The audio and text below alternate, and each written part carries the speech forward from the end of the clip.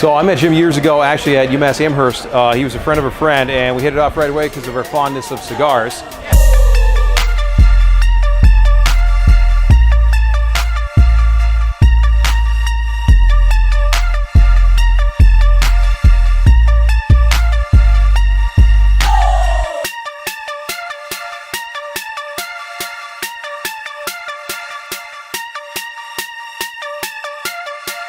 That pretty much was a hit off, and then from there we didn't mix sort of business and friendship until much later on.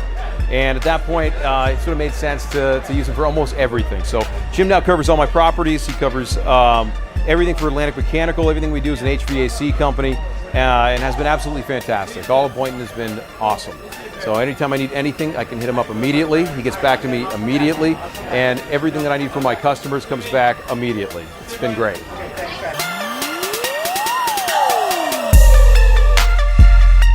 Cannabis operates in a very unique space, especially for HVAC purposes. You're talking about not just what's considered comfort cooling, but process cooling. So you have to be aware of both latent and comfort heat loads. So things like understanding humidity gets lost in almost every single calculation for design. So you have to know that from the very beginning, exactly what your watering schedule is, what the plants are going to be planted, the frequency for which you're going to be watering, and the amount that you're using. So once you know what your daily value is, you have to then take that out of the air. And almost 99% gets evaporated throughout the air based on the size and use of the lighting system. So we have to make sure that that's built into it. Now, most places will calculate for just the comfort cooling, just what the heat load would be based on the space. Taking that out requires either a reheat system or a separate dehumidification system. Understanding where your prime grow space is, which is between 40 and 60%, is ideal.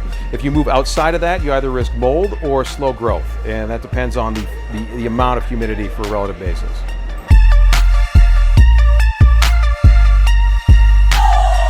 Actually, my favorite is we came in behind a contractor who designed a system.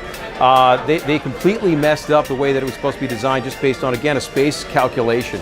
So they took a heat load based on the size of the room and what they thought the heat lamps were giving off. Didn't take into account the total heat load with the heat lamps running 24/7, which they will do in frequency, and then they didn't take into account the humidity. So what ended up happening was they had a mold problem. And we went in there, fixed it entirely for them, and then did 2 other grow rooms for them after that, which worked perfectly since then, with redundancy so that they never go down, and taking into account how they were going to grow their plants.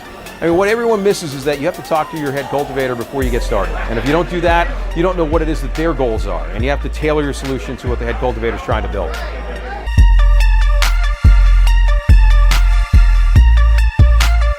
I don't want to call it personal interest, but there's a way to say that. I guess, knowing that it was something that's expanding, it was one of those things where our expertise in indoor agriculture, because we've done other projects similar, kind of played into it, and it had a barrier to entry for other companies. It's too complicated for just anyone to enter. So we already had expertise doing something similar, and we thought it made sense to kind of enter the space, train our guys in that area, and make sure that we were the experts for what it is that we were doing.